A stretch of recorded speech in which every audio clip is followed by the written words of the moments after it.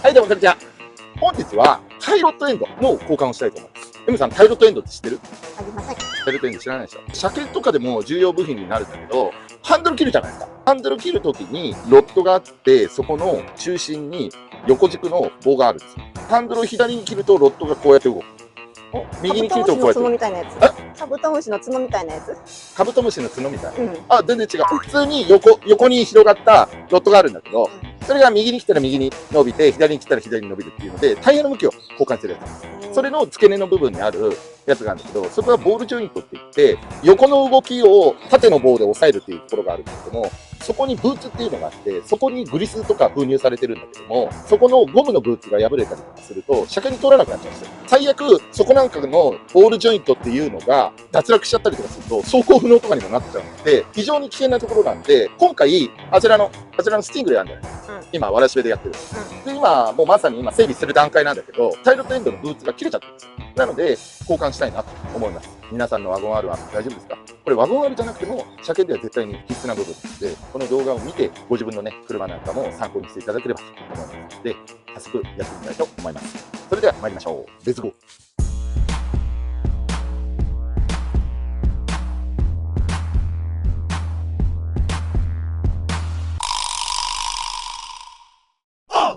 早速やるんですけども、まずこれジャッキ上げちゃいます。フロントの2本のホイールナット緩めちゃいましょう。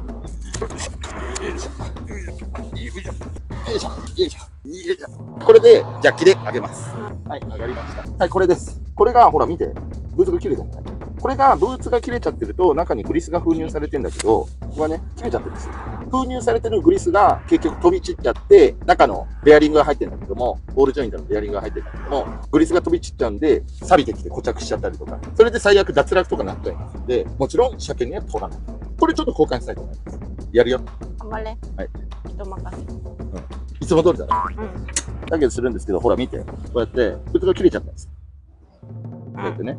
これを外します。外すときは、ここのナットを緩めの、ここのキャッスルナットって言うんだけど、ここにクリップが入ってて、クリップ引き抜いて、ナットを緩めるんだけど、クリップ。うん。これがクリップになってるのね。キャッスルナット。まあ、後でやるからわかるんだけど。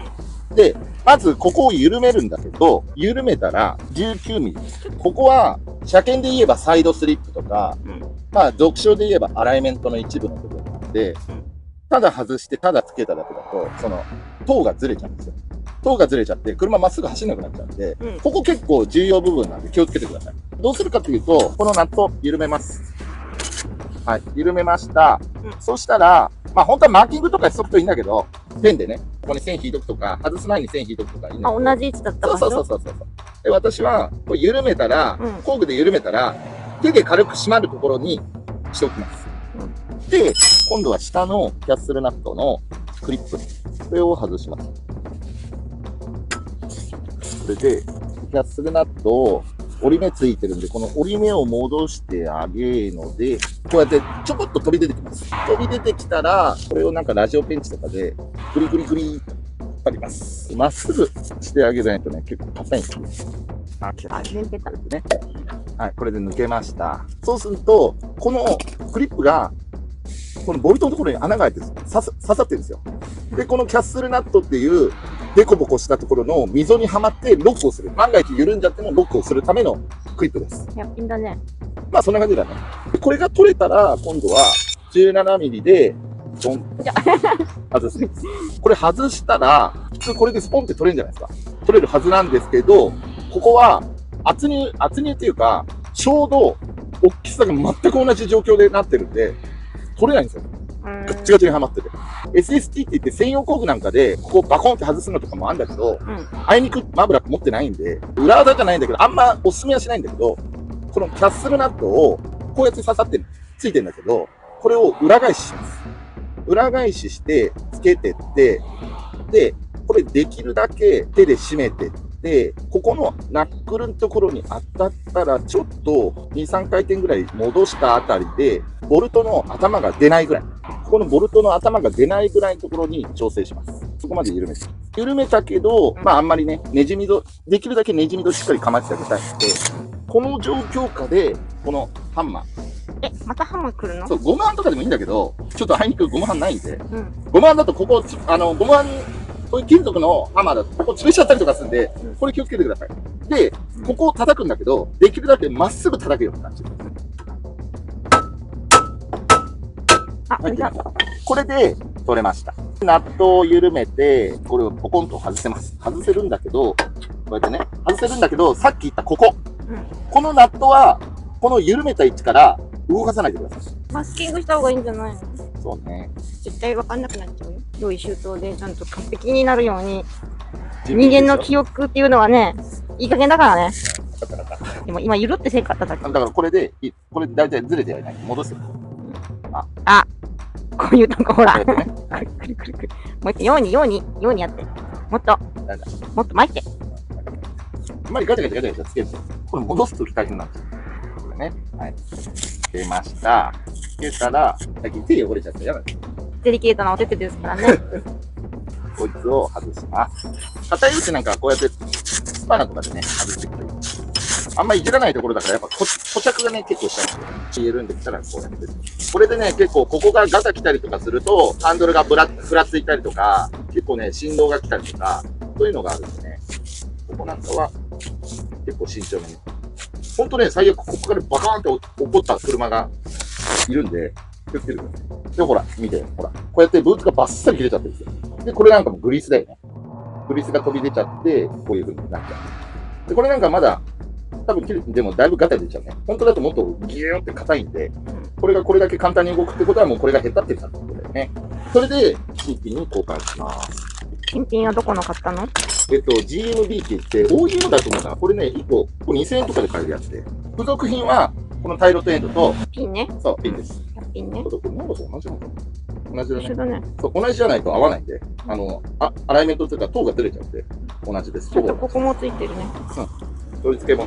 ちょっとなんか心配だけど、まあ、とりあえず。違う？長さ。尺が心配だけど、まあ同じだね。大丈夫だ。この取り付け位置が。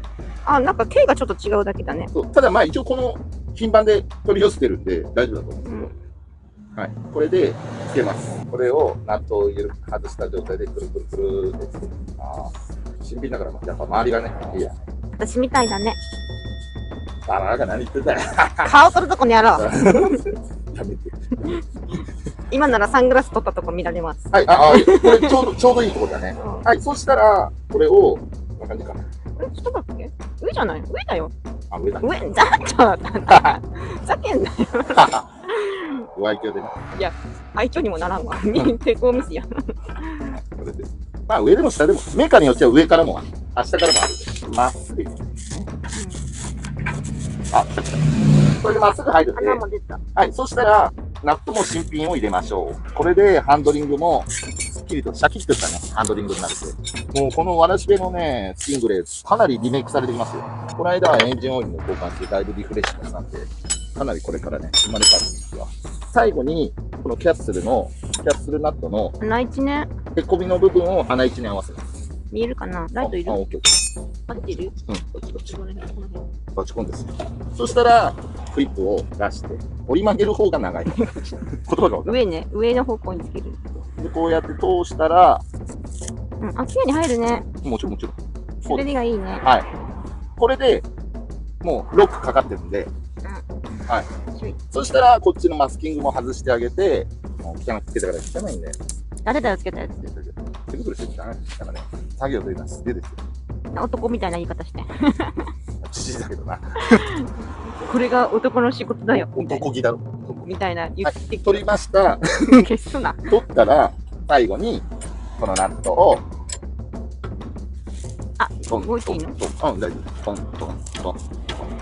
はい。完了でーす。はい、できました。なのでね、見た目もかなり綺麗でしょ。ね。綺麗になった。それでまたこのスティングレーも、またリフレッシュになりますので。だからこれ今度、あれなんですよ。車検取るんですよ。もちろん、車検取るんで、だから車検の対策もちゃんとしっかりしなきゃいけないし、車検以上になんかもっと綺麗にリメイクしてあげないといけないので。では、続いてね、反対側もやっちゃいましょう。レイズ。はい、続いてね、また行きたいと思います。ハンドルこれ、外す側の反対にハンドル目いっぱい切った方が作業はしやすいですね。ここもね、ほらもう完璧、グリスがもう漏れちゃってるんですよ。なんで、これはいかんと。ということで、じゃあ外します。はいほら、取る。はい。で、また、同じ繰り返しをします。トントントントン、ひなのみちゃん。ここでも逃げてて。もう使えないやつだな、本当に。はい。はい、やるよ。緩んだんで、また戻すと。手でね、軽く締まってる。で、今度はこいつを緩めます。下側ね。で、締めたら、締めたらじゃない。緩めたらだよ。緩めたら、また同じく、キャッスルボルト、ナットを反対にして締めていきます。お皿が、ちょびっと収まってるぐらい。ここが、中が飛び出てこないぐらいまで締めて、ハンマーでまっすぐ叩きます。いきます。はい、じゃあ。そしたら、また同じく、ナットを入れます。次は、マスキング。そうそうそう。今日結構暑いね。日差しがね。ね、あったかい。お天道様はいいやね。日の光を浴びたお仕事ができるはいいやね。外しやすいように、ここをピッと、ちょっと折り目を入れて。ライトになったまには予習ができたの。いや、いつも。もう予習じゃなくて実習じゃん。まあ、これが大事です。はい。そしたら、またグローブつけて。手汚れるの嫌だからさ。最近汚れすぎちゃってさ、汚れが落ちない。お風呂入ってゴシゴシこすって全然落ちないし。俺の心は綺麗なのに。そうなんだよな。手がばっかり汚してしまうの。手が綺麗な分、心が綺麗な分、手が汚れる。足も洗え。足も洗ってこない。ふざけんな。シャバ抜きですか。俺の何を知ってるんだよ。顔ダメ。見ないで。間違いないよ。顔ダメ。見ないで。非公開です。ステルス YouTuber。アカデミックなアンニンさんみたいな。アンニンさんを夢見てる。だいぶ遠いけど。あの人を夢見てる。もっといい夢見ようよ。あんな人では、違う。今のは違う。言い方が違う。顔を想像して夢見てる。いや、だって顔わかんない。だから、その中身の顔を想像しながら。ステルス YouTuber としてって言ってる。地名ね。地名じゃないな。何を言ってんかわかんない。知名度の話してんじゃない。顔の話してる。YouTuber として、またこれ、中のベアも回ってるかもしれない。ピンも抜いたし、ポンってなったし。ベアリングも一緒になって。一緒にだから、回っちゃってる。やっぱ崩れてる。そしたら、そこ動かさんようにね。大丈夫。今、その後握りしめてたけど。固着してね、一緒に回っちゃうときあるんですよ、こうやって。そういうときは、こっちのサイドットの方の、これなんだろう、何ミリだろう。ここ12ね、押さえながら、ここを回す。そうすると、動いてくるんでね。だいぶ古いからね、固着しちゃってんだよね。ここのサイドットの位置は絶対ずらさないようにね。ただこれでも、厳密に言っちゃえば気持ちずれちゃったりとかもあるんで、あまりにも心配な人なんかは、ディーラーさんとかカーショップとか、私なんかは料金安く抑えたいから、陸運局の近くに予備車検場ってあるんですよ。そこにサイドスリップだけお願いしますって言うと、この塔の調整だけしてくれるところがあるんで、そこだと2、3000円ぐらいで安く調整してくれるんで、カーショップとかだと1万円とかひどい時かかっちゃうんで、私はそこの方で調整してもらうのをお勧めします。はい。じゃあこれでまた新しいのをつけます。新品は綺麗だね。私みたいだね。チーンで。さあ、つけます。間違わんとね。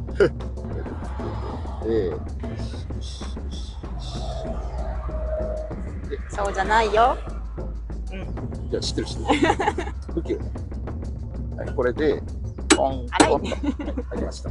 そしたら、キャッスルナットをつけます。サイドね。くるくるくると。つけたら、はい、またこれを締めます。ちょっと穴を。ずれてない？だから合わせるって言ってた。残りのクリップで、いいですか？もう一回言いますよ。長い方を折り曲げる方ね。なので、最後に、締めると。そう。を持ちして、トントン。はい。これで完了です。ほら、見てください。こっちも結局、このジョイントの動き具合からすると、交換で完璧アウト。新品に交換して正解だったかなと思います。じゃあ最後ね、元に戻しましょう。はい。はい、これでホイールを仮止めをしてきて、はい、じゃあこれで、ジャッキを下ろします。下ろします。はい。反対。はい、完了です。はい、ということで、無事にタイロットエンドの交換が完了しました。意外に作業自体もそんなに大変じゃないんで、やろうと思えば自分でもできます。ただまあ自分でもちょっと不安だなっていう方だったら、ちょっと知ってる人にお願いするとか、そういうのなんかも考えていただければなと思います。で、ちなみにこれ、どの車でも10万キロ走ってると結構切れてることが多いです。これ、自分の車なんかでどうなんだろうな、今回の動画見て気になった時なんかは、ハンドルどっちか全開切って覗き込む。覗き込んだ時に、ちょっと懐中電灯なんかで照らして見てあげれば、ホイールの隙間からとか、ホイールの横の後ろの方から覗き込んだりとかで、結構見えますんで、ちょっとね、見てみてください。意外に切れてる車両って多いんで、これ車検対策だけじゃなくてね、自分のやっぱ安全なカーライフっていう送るためにも、結構重要な部品ではありますので、必ずね、チェックしてみてください。M さんなんかある？これ他の車にさ、応用とかできるの？他の車に応用。例えばね、他の車もこれついてます。全部必ずついてますんで、ハンドルの装置がついてる車なんかだったら必ずこれついてますんで。なんかさ、FR とか、FF とか、四駆とかもあるじゃん？全部同じ。一緒なの？だってハンドルは前だから、タイヤって前で切れるじゃん。でこのタイヤ切れる装置の、切るための装置のものだから、全部前についてます。じゃあ後ろはないの？後ろはない。後ろは他のブッシュとかあるけど、このステアリングラックのタイロットっていうのは前しかありません。四駆は？だから四駆もそうよ。だからハンドルついてるものはみんなそうよ。四駆は後ろもないの？だって動かさないじゃん。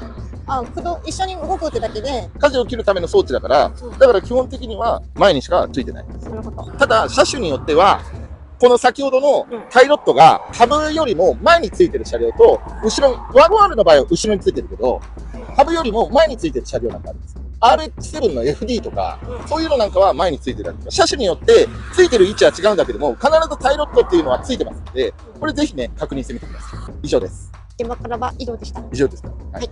ということで、最後までご視聴いただき、誠にありがとうございます。高評価やコメント、チャンネル登録の方、ぜひともよろしくお願いします。それでは、またお会いしましょう。さよなら。やっぱりもうこのゴムが劣化しちゃってんだよ。そうか。緩めました。取れたらワームがこちらです。はい、どうもこんにちは。黒い車乗ってるやつ大体いい人。ということで、よろしくお願いします。はい、なんで聞いてるんですか？はい。黒い車乗ってる人大体いい人ですよ。はいよ。今回はですね、トラブル続きのこのワゴン R リミテッドなんですけれども、今回ね、また前々からちょっと気になってたロアーム。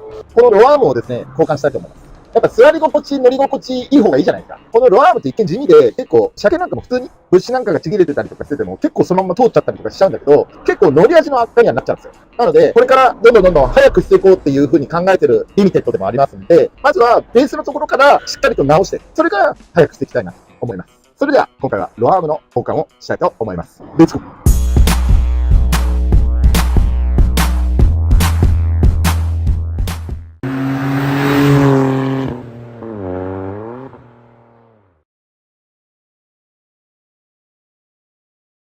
ということで、早速作業入るんですけども、まずはジャッキ上げちゃいます。これはもうジャッキアップはもう他の動画でもいっぱい言ってるんで、もうそのままスキップしちゃいます。それでは参りましょう。スキップ。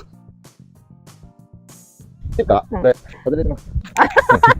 自分のスキップすごすぎる。今日はインパクトを使います。一箇所ね、すごく硬いところがあるらしいんで、ちょっとね、これない人はメガネレンチでもできなくはないと思うんだけど、ちょっと大変かと思います。今回はちょっとその一部分だけインパクトを使いたいと思います。最初のトヨトヨやりたい。何これやりたい？最初のトヨトヨ。それじゃないの？いや、硬くて取れなかった。取れなかったの？うん。結構ね、硬く締まってる。熱とかでね、締まっちゃうんだよね。いや、やりたい。やってみる？これどうすんの？ M さんの初インパクトです。軽くつける前にやった方がいい。でも何すんの？やる前に、この空打ちでどんな感じかっていう。それでとりあえずこれやってる。よくない？外す。これだよ。これ結構ちゃっちゃがしろよな、やろ。ちゃっちゃがやれよ、ちゃっちゃが。入らない。こっち動かすんだよ。ちゃっちゃが。あ、これどうすんの？外れてる。どうすんの？いいの？外していいの？もう早くやりましょう。早く遅すぎる。左に一枚。人がもしに。ちゃっちゃがやらねえで。だ。これローカルだよね。右手が痛い。はい、それでロアームなんですけども、交換する理由は、まあ、こっちとか、こっちもあるんだけど、まあ、ここ見て、ほら、ひび入ってるでしょ。ここ。このひびが、これね。やっぱりもうこのゴムが劣化しちゃってるんだよ。劣化しちゃってるから、振動なんかも吸収しきれないし、踏んだりとかっていうのも効かなくなっちゃうんで、今回は、このナックルを支えてるアーム、A アームとかも言うんだけど、基本的にはロアームって言って、このロアームのブッシュ、ゴムの部分が劣化してきたりとかすると、乗り味が悪くなっちゃったりとかするんで、それで今回交換するという流れになってます。ということで、これを作業で交換したいと思います。レッツゴー。14ミリね、外します。よいしょ。よいしょ。ここのボルトを外すために、ここが邪魔なんで、このアームがね。そのために外します。14ミリでスムーズに作業できるといいね。そうね。はい、じゃあこっち側も外します。こうやって。まあ、ここれはある程度ずらせれば、普通に外さなくても大丈夫です。はい、じゃあここですね。ここも外します。これも14ミリから。これもラッピングとかやっといた方がいいかもしれないですね。それで、はい、入れましたね。あ、そうか。入れました。あと下ね、スタビリンク。これも外します。ここのスタビリンクもね、以前交換したけどね、ここに動画貼っておきますけど、以前交換した。画像による動画だからね、あんまり参考にならない。ほら、あのゴムもこれだけ潰れてきてるんですよ。真っ平らだったんだけど、ほら。ね、やっぱ、経年劣化で。で、あとここです。ここは、潤滑剤吹いてた方がいいだろうね。ここと、ここと、ここと、ここかな。はい、こんな感じです。で、17のインパクトで取りましょう。インパクトがない人はメガネでやるしかない。取れるかな。さあ、入りましょう。取るかな。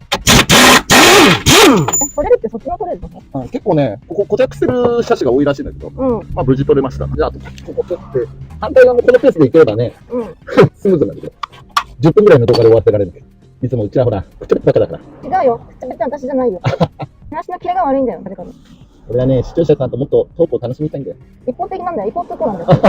まあ否定はしない。で、あとはこっちです。ここに12ミリ。これね、これが12ミリのボルトになってます。はい、これを取ります。12じゃない、14ミリ。これは結構なんかスムーズに取れるみたいなことが書いてあります。で、ここはなんか特に極端な圧入とか入ってないらしいんで、すぐボロンって取れるみたいなことはお父さんが言ってた。どこの？僕のお父さんが。本当かな？はい。今日も手が汚れてきたね。いや、手怪我してる小指のところが。最近整備が多すぎるからさ。嫌いなの？僕乗る方が好きです。うるさいな。ボルト外れました。はい、そしたら、ちょっとね、ちょっと抜けるのかな？抜けるわ。はい、外れました。ここのアームとここを分離させましょう。これどこ？簡単に取れる。ここね、ここだよ。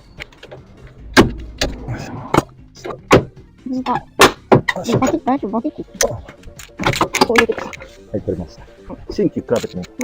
はい、今、ローアーム無事外せました。これ、M さん、賞味どれぐらい ?15 分ぐらい。15分ぐらいで外したんで、この車、特にボルトの固着とかもなかったんで、ちょっとネジは硬かったけど、無事取れました。取れたローアームがこちらです。これ新しい方はこのキャップがあるんで、ちょっとキャップ取っちゃいます。はい、キャップを取ると、まんま同じでしょ。私が気になってたのは、3箇所そうなんだけど、まずここ。ここのゴムは分かりづらいんだけども、劣化とかもあるし、ここは正直あんまり気になりません。ここよりも一番気になってたのは、ここです。これが一見パッと見同じじゃないですか。なんだけど、これを見ると、ほら。こうやって車でほら、荷重かかったりとかで、これがよれるようになってるんですよ。で、よれるとこうやってひびが入ってる。で、新品は当然、そのひびが入るわけだ。これが気になってた。これが気になってた。あとは、これのボールジョイント。中古は、こうやって動いちゃうの、手で。動くでしょ。これ普通じゃないんです。こっち動かないんですよ。これ M さん触ってもわかるでしょ。これ、めっちゃめちゃ硬いでしょ。そんなんだよ。お嬢さんがおままごとしてんじゃないんだよ。ダメ、参考にならない。こういう感じで、こっちがこうやって動くのに対して、こっちはもう動かないんですよ。で、挙句の後に、こうやって針金で止められてるってことは、多分これ以前に、車屋さんだろうね。ここのベルトのベースが切れちゃってるからって、多分交換すると思うんですよ。で、交換したんだけど、売り物だから、多分直すのコストかけたくないから、多分こういう風に物だけ、側だけ交換したんだろうね。こんだけガタあると、ガタっていうか、こんだけもうグリグリに動くっていうことは、車の荷重から考えてるからとんでもない重量かかってるわけだから、こんなの抑えきれないんですよ。だからこっちの新品みたいに、ガッチガチに。もう自分の人間の手で動かないから。でも、こっちもちゃんとやっぱこういう風に針金で固定されてる。これはネジネジするタイプじゃなくて、もうリーブ状になってる。硬いやつだね。そう。なんで、これからね、これを交換したいと思います。それでは参りましょう。レッツゴー。オッケー、ストップ。見えてください。ちょっと。俺はプロだから。さっきの絶望の顔撮ってなかった。絶望の顔撮ったこれ、チーみたいなやつ。でな。高いね。暑いんで。だからイライラする。寒いとイライラして、暑いとイライラして。暑くてもイライラするな。忙しいね。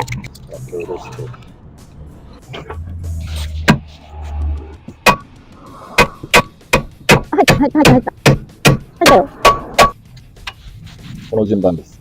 下側で、ブッシュ、からナット。この順で締まります。で、これも仮締め。で、全部仮締め終わりました。仮締めの状態で、一時増し締めをします。一時増し締めって言って、例えばこれあるでしょ。工場生産ラインっていうのは、ブラーンとぶら下がってる状態だから、アームがこの状態になってるんですよ。ボディがこうやってあるんです。で、ブラーンとなってる状態で取り付けられて、ここ本締めされるんですよ。で、最後で、着地してこうなるんですよ。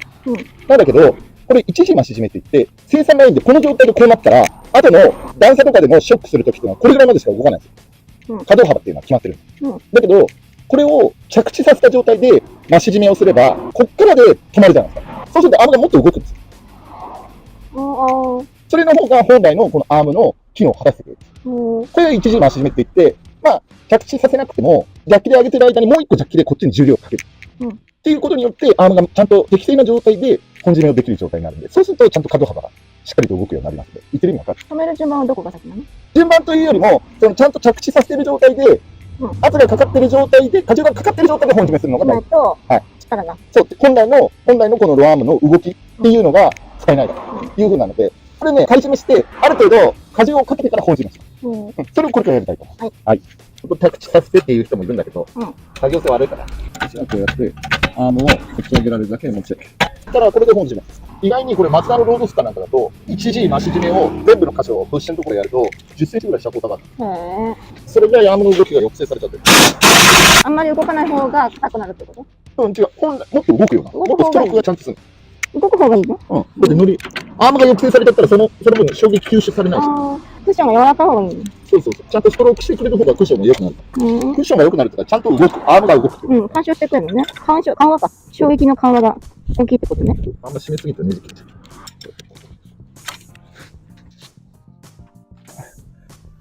おお、出てる。ああ、痛いだけ。はい。じゃあ、これで、完了かな。あ、これでいいかね。切ったもしかして。切ってはいないんで、打った。はい、完了です。遅延してる。あれでも私は元気って言わなかった。よく覚えてる。じゃあ、もう片方いこうか。はい、ということで、なんとか片方、これで終えました。で、今気づいたことは、ネジ締める順番。うん。これは、奥から1番、うん2番、2番、で、手前の3番。うんが妥当かな。私はこの順番の方がやりやすかったなと思います。多分片方は経験したから、片方は行く側はスムーズにいくんじゃないかなと思います。あとはボルトが腐ってたりとかしない限りは、おおむね、まあ今みたいな感じで行くんじゃないかなと思います。それでは、まずは、そうなの？大丈夫かなこれそんなに強く締めてない。向こうがきつかっただけ？締まってた。だけど締めた時は俺そんなにきつく締めてない。うん。だから大丈夫かな。じゃあ、もっとしっかり締め直せってことよ。かな。インチキセビシ。セビシじゃねえわ。あ、そうか。インチキセビシ。何インチキセビシ。さっきほら、せめてインチキジジイって言だってほら、さっきさ、インチキ中古車かって言われたから、インチキにかけて、う。合成的にジジイって言ってんだから、インチキジジイって言え。私の中でほら、じじいと思ってないから、そんなことは言えない。やだ、そんなこと言われて聞いてほしいね。はい、顔面冷めたとこ。聞いてほしいね。ほら、そうったよ。ね、もういい加減こっち取ってよ。こっちやってない。だか取ってたよ、ずっと。らそんな固定じゃ意味ないじゃん。こっちからとかやらないと意味ないじゃん。サボった抜くなよち。ょっとサボっただけじゃん。手を抜くな。いいの、そういう時もあるの。動画のクオリティ下げるな。クオリティは上がっとる。クソバカ、メス豚野郎。聞いてが邪魔だとか。だからズームとかでやりゃいいじゃねえかよ。ここはズームですよ。それで、この距離ズーム。今度ここね、例の答えてください。はい、狭いね。ここだけはインパクト。はい、失礼します。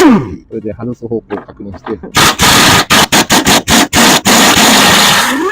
これが問題なく取るからね。結構固着して取れなかったら、結構きついんだよね。フィルミとかだと、エンカルなんかで固着してっていうのあるかもしれないね。東北地方の人なんかきついかもしれない。これ重量のインパクトあるんだけど、インパクト重量ないんだ。捨てちゃったんじゃない？持ってこない。いらねえよ。そうそう。いろいろあってな。まあいいや。ほんとまあいいや。長いんだ、話が。長いね。よくが欲しいね。長いね。ボルトも長いんだよ。分かった。人生は人生。何人生は儚いんだ。人生は、もう儚ないと言わないよ。俺は悪い人のこと言うの。俺だよ。大丈夫、顔これじゃないから。俺だよ。俺はこんなボルトみたいなものさ。あっという間で。長えな。長いし、硬いし。頑丈だね。あとはもうボコンとある。それを、それか。ずれてる抜けてる。もうちょっと。もうちょっと。抜けて。抜けた。そしたらその真ん中のやつを外してる。見えてんだよ、こっちが。で、ここが難しかったんだよね。最後のさ、三角のお山のところが。忙しいから。なんでだよ。これ硬いね。そう、そこ。そこがね、一番こっちから。待って、なんでじゃん。ここがね。近いんだよ。近いのでどうか違うよ。ここがね、作れないね。温厚だからさ、俺。はい。はい。これ1時間前振り返ってるよ。今回、ここ。もっと上に持ち上げるの。それで引くの。引けないよ。ここね、これちょっと。あ、いけた。引けないか。開けた。感じた。この穴のところに、うん。これが斜めになるから、ここの角が引っかかっちゃう。そう。そう言ったよ。そうっていう。言ったじゃんだから、そう。知ってんだ。言っで、案の定、こっちも、本当だ。これね、視聴者の皆さんね、ワゴン R 大体これなってるから、うん視聴者さんもここ見てるんだよ。大体響いてるから。これ、車検取っちゃうんだけど、正直これ割れてるってことは、衝撃吸収しきれてないから、うんどんなにいい車庫調とか、いいアームとか入れても、ちゃんとこうやって純正のものがそもそも衝撃を吸収しきれてないと、乗り心地悪化させちゃうから、これね、ひび入ってるやつ、これロアもこかった方がいいです。ということで、新品に交換しましょう。はい、じゃあ早送りで。で、ほら、これも動いてるでしょ。ニャンニャンしてる。動くでしょ。指で。まあ、こっちはね、あっちの方が硬い。ただ動いちゃうのは事実。まずどこから入れるんだっけ覚えてる？そうだね。ああ、入れやすいように傾けてるそうそう。あ、そうだね。そんなに混ぜて大丈夫。やりすぎじゃない？それぐらいで、まあ。うん、こんぐらいだった。入った。止めるならね。はい、入った。そうしたな。そしたら、お前、よく、苦しいで。慣れてんの？最低。いや、お前だよ。してないよ。あ、そう。何人がしたみたいなことよ。ずっと聞こえた。本当に。この状況から調整して。うん。オッケー。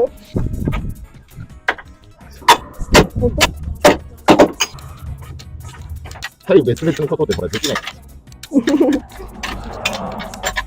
あんなにいっぱい寝っ転がってたのに、今回はこっち側あんまり寝っ転がらないんで。あ、学習できてるから学習したの。ちょっとね、曲がってるのもうちょっと手前に戻してあげて。したいんだけど、だから、棒でこう突っ込んでそこを叩いてあげる。簡単に言うんだけどね。うん。そんな簡単でもない。こいつが邪魔するからね。それはちょっとだけ手前に。あ、治った。いけたよ。それでそこにジャッキで押すんです。簡単に言う。さっきジャッキで押してた。だ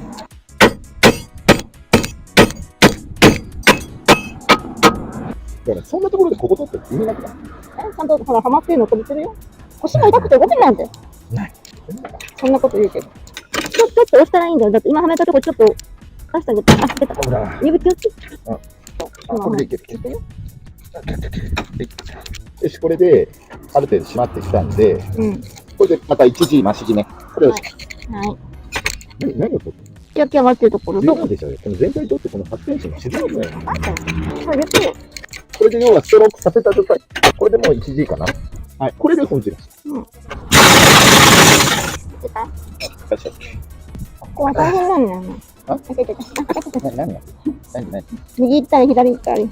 もうこっちだよ。こっち来たな、こっち行ったしょうがない。そういう順序に。ちょっとさ、自撮り棒みたいなやつを買って、ヌーヌーした方がいいかもしれない。GoPro 欲しいんですよ。GoPro だったらこうやって見るところ撮って。千代ちゃん、誰かくれる方いらっしゃいませんでしょうか。お恵みを。はい、これで一時増し締め完了です。はい。では下ろします。もしかしたらちょっとフロントの車高が下がるかもしれない。あれ、俺ここ閉めたんだ。閉めてる。これね、外したところ覚えておかないと。そう。これはね、忘れない。毎回誰か閉め忘れるから。閉めすぎもよくない。このインナーのブーツもグリスが滲んできてるから、ちょうど交換時がね、これ見てごらん、表が。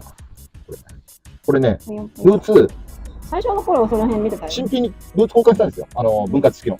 交換したんだけど、ほら、こうやって動いちゃう。だから、この間からグリスが飛び散ったんだよ。当たり前だよね。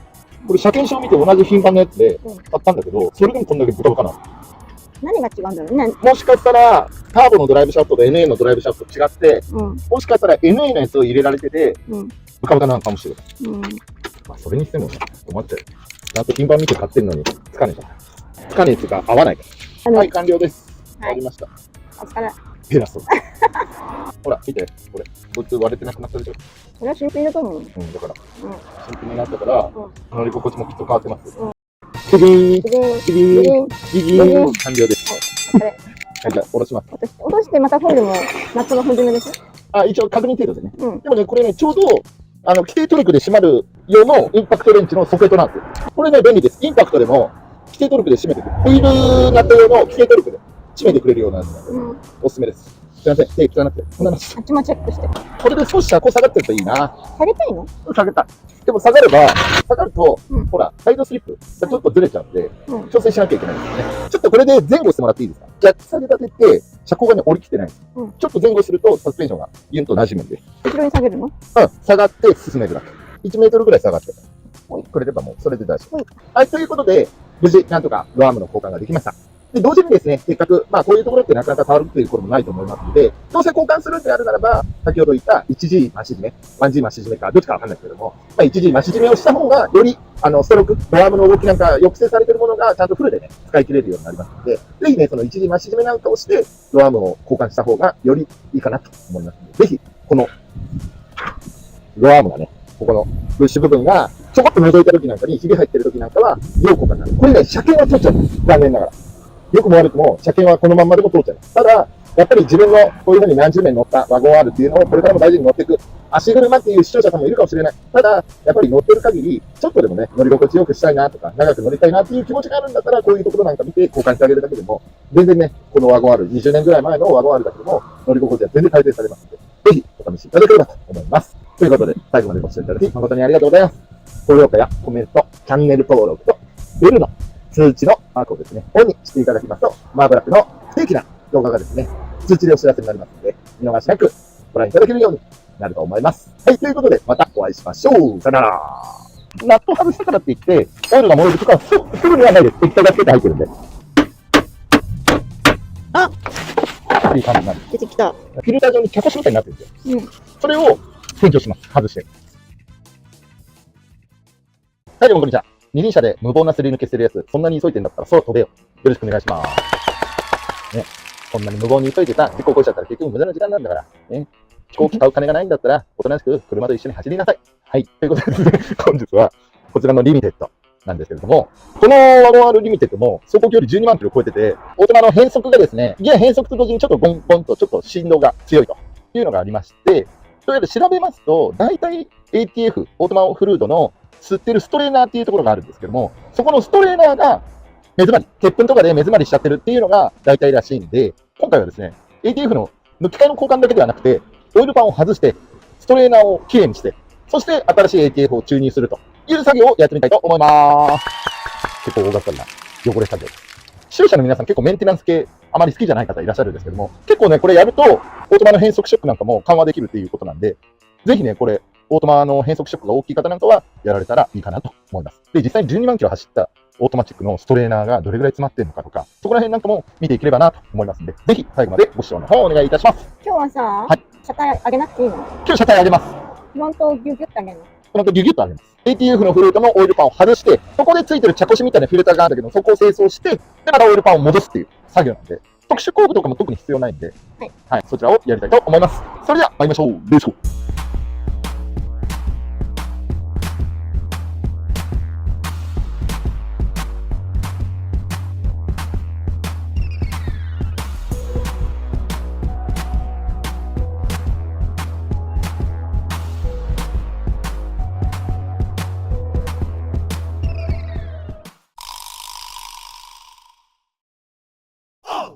で、早速なんですけど、作業入るに対して、準備するものは、ジャッキー、あればリジットラック、あとは遠ミリのラチェットボルト、ラチェットレンチ、な感じかなが、作業順に追って紹介したいと思います。それでは参りましょう。はい、まずジャッキで上げます。ATF のフルートのオイルパンってこっち側ついてる。なので、ジャッキかけるのは、まあ真ん中が理想なんだけど、ちょっと、このジャッキが邪魔しない程度、本当はリジットラックの方がいいんだけど、ジャッキが邪魔しない程度のところで、ジャッキをかけた方がいいと思います。運転席側を。の方を中心にやった方がいいと思います。では早速上げます。私のフロントパイプ書いてあるから、フロントパイプが干渉してあんまり運転席側に寄せられない。助手席側の方が上がってるように見えるんだけいいんじゃないですか。ど。いいの？助手席側の方が作業しやすいから上がって。助手席側を下げた方がいいんじゃない？なんで作業あれで作業するのこっちなんだ。スペース空いてる方が楽でしょ。はい。何わけわからんちんなこと言ってるんだって運転席側の方をかけるとか言ったから。ジャッキはね。ポケってなのかな？あ、そうだよな。その曲にはやらない。はい、じゃあそうしましたら、もうとっとこね。巻き巻きでやりますよ。で、ちょっとシートを引いて。このシートもあんま綺麗じゃないんですけどね。オイルの受け皿も準備しておきます。遠ミリ。はい、遠ミリです。遠ミリ。はい、やりますよ。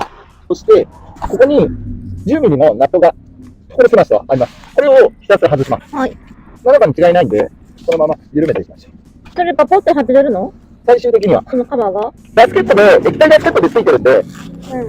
結構がっちりはついてます。あ、じゃあ力で。スクーターを刺すとか、うん。そういうのをして対応する。ここの1、2、3本だけ、うん。多分ね、強度がないからだと思うんだけど、補強性みたいなのが入ってるんですよ。これはね、なくさないように気をつけてください。緩めたら、ひたすら全部外します。何かなんか話して。話してほしいおの？話ししてよ。寂しい人なの？まあ、いつもお財布と心は寂しいよね。お財布と心だけが寂しいの？ああ。まあ、それ以外にもいろいろ。全部じゃん。そうですね。全部空っぽだったらうん、寂しくない。どういうことですか？平等だから。何わかんない。ここが何なのか全然わかんない。何が？そのカゴが何なのか。で、この中にオートマチックのうん。フルード、要はオイルがうん。入ってるんですよ。うん。ここから吸い上げたりとかして循環してるんです。うん。このタンクです。タンクなんだね。はい。だいたい一遍ね、4本から5本ぐらいついてた。しっかり密着させないとっていうのあるよね。圧とかかる場所だから。で私、このオイルパンがさ、この白く汚れてるのが気になってて、これもね、綺麗にしたかったんですよ。この裏側もありますからね。ニョイニョイ量じゃないと取れないの。ニョイニョイ棒って何ですか？ニョイニョイするやつ。あなたの表現わかんない。伸びるやつだよ。自撮りのさ、収縮するやつあるじゃん。ニョイニョイするじゃん。ニョイニョイがわかんない。ニョキニョキするじゃん、伸びる。もうこっちいいよ。いや、だから場所変わるんだから、それ当然だろ。仕事しろ、仕事。なんでそれ？そう、だからこれが、補強してが、ここの部分だけこうやってついてるんですよ。そう、だから、これなくさないようにして別にナット、ボルトの長さも別に特に変わらないんで。はい。覚えてください。ナット外したからって言って、オイルが燃えるとか、すぐにはないです。液体がついて入ってるんで。結局、ボルトが2、4、5が10、2、3、13本入ってます。はい。長さは全部同じです。はい。これなくさないようにしてください。そして、いよいよ、これを外します。外すんですが、本当はスクレッパーとかボンボンボンって叩いたりとかするんだけど、私ちょっと時間がないんで、ここに、ちょっとマイナスレーバーをちょっと入れちゃいます。コンコンコンって軽くね、柔らかいんで、すぐ削れちゃうんで。これパッキンがついてるんはい。パッキンがついてるの？そうです。それで、これで、入れやすいところでね、軽くコンコンコンコンって。入らなかったら、ちょっと他をね、試して。これあんまり極端にやりすぎると、オイルパン曲がったりとかしちゃうんで。あ！いい感じになる。出てきた。自分気をつけて。1リットルぐらいは出てくるんで。もうちょっと奥まで。あと、これあんまり一直線で中入れすぎると、中の部分に当たっちゃうんで。これはしなんていうの？やだー。ちょっと。はい。こんな感じで取れます。はい。こうならないように気をつけてください。よいしょ。はい、取れました。これが、見てください。真っ黒フルートです。はい。これをオイルパン外して終わりじゃなくて、次に、私が散々 N さんにも言ってたのが、ここを掃除しないと、ATF ってそうそう簡単に症状改善しないんですよ。ある程度はフィーリング良くなったりするんですけど、これは長さが違いますんで、これは覚えておかなきゃダメです。これがオイルストレーナーって言って、ここの中にフィルター状に茶こしみたいになってるんですよ。それを洗浄します。外して。結構ネジいっぱいあるのね。そうです。だから厄介です。オイルパンに落とさないように気をつけましょう。これもね、位置をこの順で覚えておくようにしておきましょう。それこそやっぱ番号振っとかないと。ただ、短いところは、長いところに、短いところに刺しても、届かないから多分わかると思います。あ、これ違うなーっていうのが。このグローブだと手がやったってなるんでね、気をつけてください。ボルト拾わなくていいの？ありました。長いです。ゆっくりね。待ててないよ、全然。焦りはあるけどね。人生に。人生も焦ること何もないじゃん。お、長い。長いでしょ。まだこれも場所によって長さが違うんで。だから厄介なんです。階層がなんか違うんかね。まあそれはあるだろうね。ね。だからこれはちゃんとしっかり覚えておいてください。側のオイルパンに関しては長さは同じです。全部同じです。で、このストレーナー外すときもまたさらにオイルが出てきます。フルードがね。ほら、出てきた。出てきた。こ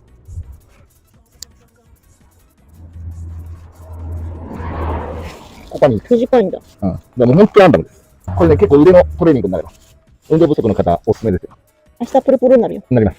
で、これラストです。はい、こっち。はい、取れました。また救出。よいしょ。これも普通なんです。そして、オイルは私はこういう風にやってます。はい。外してた向きみたいなイメージで、これにはここだよみたいな感じでおおむねやってます。はい。まあ自分が分かれば、それで構いません。そしたら次何をやるかと言いますと、まずこのストレーナーだよね。ほら。これ一見こういうもんなんだと思うんでしょ。これ拭うでしょ。ほら。鉄粉なんです。ほら。取れるんですよ。全部鉄粉。で、ここも、ほら、鉄粉が詰まってるんです。カメラだとわかんないんだよね。茶こしみたいになってるね。そう。だからこっち側の裏側から、パーツクリーナーを拭いてあげて、こういう細かい鉄粉を取ってあげる。これをちょっとやりたいから。はい。結構ね、細かい鉄粉がついてます。これ M さん見えるでしょ。鉄粉ついてるの。茶色くなってるし、つぶつぶもある。そう。これを取ってあげる。これでね、パーツクリーナーで。ほら、見て。ほら。全然違うでしょ。こんだけ汚れてる。これ全部鉄粉だよね。なんか面白かったですよね。そうね。まあ、車種によっても違うんだろうけど。なんか犬コロみたいな形です。犬コロ。犬コロ。犬コロ。ほら、すごいでしょ。こんなに汚れてます。これが結局、ちゃんと吸えないと、油圧の低下とか、そういうのになって変色色が出てきたりとか、そういうのになってしまうと。この側壁側にもついてる鉄粉もね、できるだけ取るようなイメージでやると、中側のね、これの中側の国益から取るような感じ。でも、だいぶ変わると思います。こっちはこんな感じでいいと思います。はい。はい。そして、まあ、ここの鉄粉にも、さぞ、ダメがあってなりがちなんですが、実は、M さん、これ、ほら、鉄粉なんです。ほら。ドーナツ型に見えるんだけど、これ、ほら。わかる？ほら。うわ。これが、びっくりでしょ。砂鉄です。そう、12万キロ走った車の砂鉄です。金になるやつ？金にはならない。それ砂金だよ。うん。なんだもん。これだから取るよ。これしかもパーツクリーナーかけても取れないんですよ。ほら。元の形これなんです。カクカクなんです。それだけど砂鉄でこうやって丸みを帯びちゃう。ほら。手黒なんですよ。なんで、これをしっかりと取って。だからこれだけ金属摩耗が起こってたってことだよね。お疲れ様ですよ、オートマチックも。じゃあさ、中年になると、体が丸くなるのも、これかな。まあ、超えてきたんだよね。私は貧乏だから、全然超えないんだけど。砂鉄がいっぱいついてる。砂鉄。僕はどんどん身ぐるみ剥がされる。そうなの？お金ないんで。なんか綺麗になってきた。なったでしょ。本当はこんだけの形なの。全然違うでしょ。本当だ。だからこっちこんだけ砂鉄がついてたんですよね。それなんで磁石が入ってるの？砂鉄がフルートに循環した削り取れた砂鉄を取るためです。もう単純にこれがこんだけ砂鉄出るから、循環しちゃってるとそれこそフィルターの詰まりとかになっちゃうんで、こっちの磁石の方にできるだけつけとこうというためについてます。これも元です。全然違うでしょ。さっきの丸々しいドーナツがなくなったでしょ。こんだけ角張ってます。そして、今度はこっちです。これも汚れてます。本当はこれ灯油で洗った方がいいですね。ほら、鉄粉が出てると。すごいんですよ、鉄粉が。そして、私はここの白いのが気になってるので、ちょっとここも綺麗にしたいと思います。それは元の色何色なの？これ黒です。中も黒。中と同じ色。これちょっと灯油で洗います。はい。灯油ジャバジャバ、これぐらいでいいと思います。酒のように注いだの。これだ。すごいこれ。ワクワク言ってるから鉄道やってくる。すごいでしょ。だからこれだけ鉄粉吸ってんの。カメラで見えないのが残念だよね。見える見える。見える？鉄粉見える？ああ、そうだね。これなんかも歯ブラシでやっても取れないんですよ。かかっちゃったね。ある程度落として。剣山みたいになってた。そうだね。落ちた。ここから落ちたけど、また吸うと、またついてきてるね。はい。こうなんです。メラメラしてる。ブラシでこうやって洗います。僕、何年生？僕、40年生。何浪？ 30 もう、M さんさ、最近、私のキャラを崩壊させようとしすぎて。何を？自分でだってかっこいいと思ってるでしょ？思ってねえし。違うの？いつ言った俺、かっこいいからみたいな。言ってねやめてくれ。好感度落とすのやめてくれ。違う何でも言ってくれよ。じゃあ何？言ってない。どこからそのガスネタを持ってきたの？自分のコンセプトは何？僕ですか？とにかく黒が好き。黒好きな人が一人でも増えてくれればいいな。あとは、チャンネルのコンセプトは、みんなが乗りたくなるような車作り。それが私のこのチャンネルの目標ですね。残念なことに、みんなが乗りたくなるような車作りにはなってないかもしれないですけど、はい。まあ、それを目標として頑張ってます。はい。応援よろしくお願いします。で、灯油で綺麗にしてきたら、流しましょう。どうでしょう？違いがわからない。まあ、ヘドロは取れてると思います。はい。そしたら、あとは、スクレーパーで、この液体ガスケット、塗られた液体ガスケットを取ります。本当はオイルスポンって言って石みたいなので、石でこすって綺麗に取るとかもあるんですけど、私それ持ってないんで、スクレーパーでできるだけ、本当はかっちり取りたいだろうけど、皆さんはね。なんかワイワイしてるやつ。私は、そう、これ固まった液体ガスケット。私はこれをスクレーパーで取る。気持ちよさそうだね。やらない。そんなでもないよ。スルーっていかないから。まあもういいかな、こんなもんで。いいの？もうちょっと綺麗にしたら。頑張りなさい、これ。一周しかしてない。私的に外頑張ったんで。もういいですかね。いや、だって古いのがついてたら効果発揮しないじゃん。上からかぶしちゃえばいいんじゃないですか。先輩がいたらさ、嫌じゃん。どこの先輩？老害ってやつですか。先輩がやっぱね。幅利かせてた。うとしいよね。いや。でもね、会社なんかでも、年食った老人がいつまでも残ってる方が老害。大丈夫？そういうふうにね、やっぱ年齢いったら、ある程度年齢いったら、潔く辞退して若い世代に仕事を譲るのができる上司だよね。うなずいてる視聴者さんいっぱいいると思います。いつまでもさ、継続雇用過ぎてるのにもかかわらず、俺がいないと会社が回らねえとかなんか勘違いする老害。ほんと害です。どうした喧嘩売ってんの？いや、どこもいるんですよ、そういう方が。もうね、潔く優待された方が、よっぽどね、部下たちは慕ってきますよ。いなくなって若い人間が困った時に相談乗りゃいいんだけど、必要ないのにもかかわらず出しゃばってくると、大体老害って思われますから。そこね、気をつけましょう。やめなさい。心の中に留めておこう。そうです。はい。オフにはしないですけど。うん、これカットだからね。カットしません。フル採用。社会に物申して。外側は綺麗にしないの？外側やります。中でやるの？これはですね、外側に関しては、湾曲のところもあったりするんですよ。うん。なので、スコッチブライトの600ワ。これで軽く削ります。それだけで、これ汚れなんで表面白いの。軽くかけて、磨いて、かけて、磨いて。これだけで綺麗になってくる。へー。でもくすみ取る感じ？そう。表面の角質だけ取るみたいな。珍しく人で例えてみます。やっと一般人になったね。おお、なんだ。ひどい言われようだ。そうやって M さんは俺どんどん落とし入れてくる。違うよな。やっと私が理解できる用語を使えるようになったんだよ。私が理解できる。あれは人で例えるとね。うん。だってみんな人じゃん。まあ。うん。それ言われちゃったらもう何も言えない。うん。でも綺麗になってきたでしょ。うん。そうね、黒くなってきた。そう。これが元の色です。粗いやつでやっちゃうと字が出ちゃうんで。ツヤもなくなっちゃうか。水や痩せる感じ？痩せるじゃない。まあ、安い感じだね。うん。黒くなってるでしょ。うん。これさ、うん。トースターの受け皿をやったら気持ちいいやつだよ。ああ、それに似てると思う。ね、グリルパンとかの。そう。黒いのにみたいな。そう。じゃあよろしく。俺んちだ。俺んちだ。いや、ないじゃん。ね。ガス代ないじゃん。料理作ってくれる方募集しております。ウーバーイーツね。お料理得意な女性お待ちしております。男性でも構いません。いいんだ。これだと側面部だよね。うん。ほら。全然違うでしょ。足がどう？うん。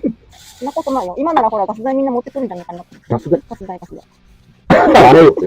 いやもう動画にするときにはもうあれで終わってるよ。いや、その流れを無視してくるのが、うん。視聴者さん、やめてくれ。マーバルでしょ。だって黒いのが好きなんでしょ。まあ確かに。そんな黒いやつがさ、白く染まったら許せないじゃん。いや、そんな自分家でやってくれ。だから俺はみんなが乗りたくなるような、みんながやりたくなるようなっていうのをコンセプトだ。なんだろう。俺がやるんじゃない。マーブラックスタイルの4箇条に自分でカスタムをするってやんだよ。カスタムはするよ。全然違うでしょ。洗浄してくれよ。なんだお前。なんでもな。このくだりいい。はい。だっていつも奥様にさ、問いかけるじゃん。奥様。うん。だいたいこれの奥さん。ほら、な、うんそういうことだよ。どういうことだよ。だから、グリルパンみんな持ってくるんだよ。どういうつながりでそうなんだよ。そこに持ってったら、実家から来るにされてくれるらしいわ。僕はお料理作ってくれる奥様をお待ちしてる。はい。これ、でも綺麗になったでしょ。うん。ここって車のチャンネルだバラエティカーチャンネル。主に車のチャンネル？いや、主にじゃない。もう、車しかない。あ、そうなんだ。はい戦争のチャンネル。車に関連することしかありません。車に関連してれば何でもやってくれるんだ。まあ、なんで。なるほど。何こじつけよう。もう見え見えですよ。何を？何かしらを。なんかしら大体見当つきます。なんで？口が悪いな。なんだよって何様だよ。文句かよ。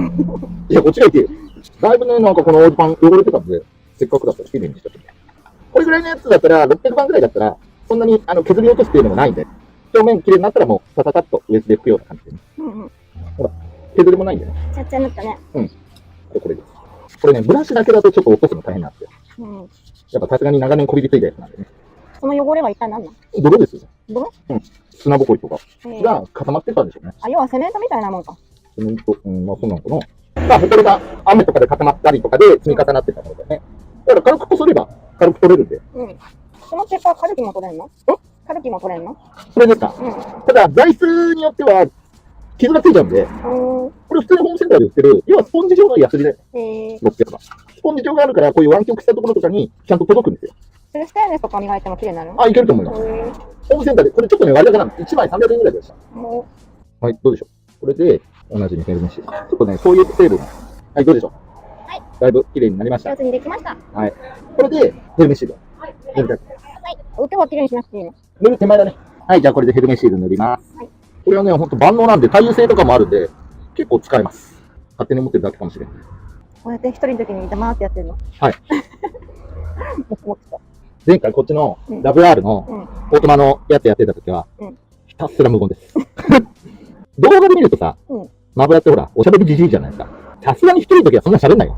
動画で見るというか、私が知る以上は、基本喋ってる。それ相手がいるから。相手がいれば喋るけど、そうか。相手いないとおとなしいですよ、私だって。そうなの？さんまさんだってそうですよ。だって常に独り言言ってるじゃん。いや。テレビに向かって話すタイプじゃん。言わねえよ。そうなの？言わないよ。言ったことないよ。お前さとか言わないよ。いや、聞いたことないから知らんけど。俺もないよ。私が知る限りでは、はい、こう細かいことしているときは少しおとなしいね。これは何？褒めてんの？決まってんの？バカにしてんの？何なんですか？感じ悪いな。集中してんだなぁと思って。あ、まあね。これは言えてます。うん。じゃあ集中しないとね。手元が震えちゃうから。そう、プルプルしちゃう。ちっちゃい頃からね、震えちゃうんですよ。ちっちゃい頃からアル中なの？違う。ちっちゃいちゃい頃から手がね、ふるふるふるふる震えてた。うん。工事かなんか。でうちのお母ちゃんが、あら、いけないわって言って病院に連れてって、そしたら異常なし。うん。何だったん？ほら、原因不明。富士の病です。あ、そうなんだ。はい。富士の病なの？富士の病、治らん。うん。これで塗って、うん。ちょっと固まったら、うんそれに塗ります。そして忘れないうちに、この磁石も戻せる。あ、そうだね。ほらさっきと全然色が違うし、うん。オイルまとってないと言える。カチって。そうなんです。こんだけ下がった。そしたら、パーツクリーナーで、車体のね、うん。ATF の方、表面の出てる部分だけパーツクリーナーにちょっと洗浄したいと思います。洗います。まあ、少なからずのね、鉄粉を落としましょう。結構この中もね、鉄粉ついてるんですよ。うん。こういう感じで、ある程度洗浄してあげた方がいいと思います。醤油の高圧洗浄とかで最高だけどね。そうだね。こっちはガスケットはまあそんなについてないかな。まずストレーナーやろうか。はい、そしたら、ストレーナーをつけたいと思います。はい、これをね、抜き間違えるときにやりましょう。どっちだったっけ？こうだね。これです。それ、パンどけといた方がいいんじゃないの？下のオイルパン。うん、そうなんですよね。やっちゃうよ。うん。やってみたみたいな言い方しない。やっちゃうよ、絶対。うん。手絶対。手滑って。うん。うん、あり得る。今までやっちゃダメって言ってることやってなかったことないもん。そういうことなきゃいけないじゃん。いらん。トラベルはいらん。ちょうど1年前に。それ違う。でもこれで、うん。だいぶね、オートマの変速ショックうん。も改善されると思います。前回ね、ほら、ここやったじゃないですか。ショップでうん。やったと思うんですけど、さすがにイエローハットここまでやらないで、うん。これをやればかなり改善はされると思う。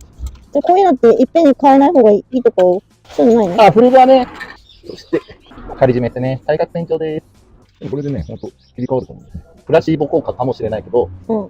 多分変えたので、衝撃の緩和とか、うん。完璧に新車みたいにはならないけど、ある程度の衝撃緩和にはなると思う。変速ショックの。これさ、はい爆発しないよね。爆発どういうこと車はちょいちょい爆発するって。あなた前回のハンドルの時と同じで、なんでかんで爆発につなげるよ。そんなに爆発しないです。そっか。はい。よくアニメではさ、はいすぐ爆発するじゃん。ああ。はい、OK です。はい。じゃあ、いよいよ、オイルパン行きましょうか。よし、ほら、オイルパンも綺麗なやつでしょ。うん。ね。なんか、本当にゴリラパン持ってきて掃除してもらいたいの。あれ、焦げでしょ。焦げじゃない、オイルがついてる。あれ、焦げとう、ち焦げないもん。あ、そうなの。うん。これちなみに、上から刺さってる ATF のレベルゲージです。おー。これでドゥシュって刺して、フルードの量を確認するんです。これです。あこれは、先ほど言った通り、ここなんで、ね、この状態の。うん。これを忘れて。はい、こんなもんかな。OK？はい。それでは、オイルパンの方出ましたんで、ATF を補充したいと思います。だいたい、ネットでだと 0.8 リットルぐらいって言うんだけど、まあ、とりあえず1リッター入れてみようかなと思います。オイル補充にレースゴー。で、私は、これ補充するときは、通路狭いんですよ。ATF は。キャップじゃないんで、ゲージのところから注入なんで。なので、これ私、アストロプロダクツで買ってきた、この上後とホース。これを、ここのゲージのところに刺します。あれここなの？ここしかないんですよ、ATF は。はい、これです。ここにこれを刺します。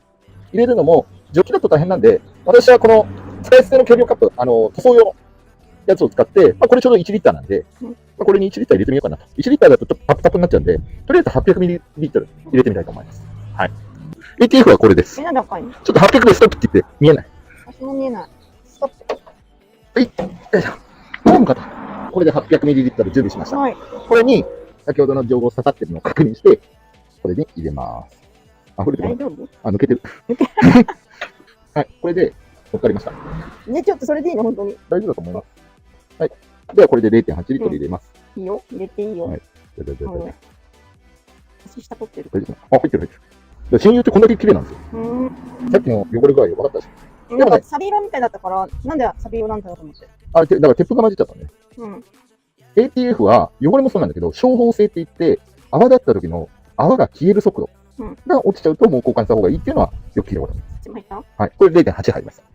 これでちょっと量見てみましょう。オイル切れとかは悪そうね。量見ます。これで、出す。あ、いいところから取ってるね。俺の手で邪魔です。はい、出しました。そしたらまた、引きます。今ここですね。大丈夫じゃないかな。片方ついてないんですね。もうちょっと足そこうか。もう一回刺してみたら？そして、片方ついてない。半分ぐらいですね。もっと抜けてんのかな。でもうちょっと入れましょう。はい、じゃあ行きます。ちょっと待ってよ。はい、注入。はい、行きます。これ 200ml です。はい。で、どうでしょう。大丈夫なのかな。ちょっとあれだね。それじゃエンジンちょっとかけて、ギア繋いだりとかしないとダメだね。今、1リッターとりあえず入れたんで、これちょっとエンジンかけて、温めて、で、夢を確認してみましょう。別を。はい、じゃあこれで、今エンジン、ギアを、パーキング、リバース、ニュートラル、ドライブを上下何回も繰り返して、今これでエンジンも温まってきたんで、これでちょっと夢を見てみたいと思います。で、これ2回目の。はい、どうでしょう。もう低いかな。もう500ぐらい入れてみようか。はい、500です。さあ、どうでしょう。あ、いいんじゃない？まあ、これで大丈夫だと思います。結果的に1.5か。1.5入れなかった。まあ、結構しっかり洗浄もしちゃったんで、まあ、それぐらい入っててもよかったのかなと思います。はい、ということで。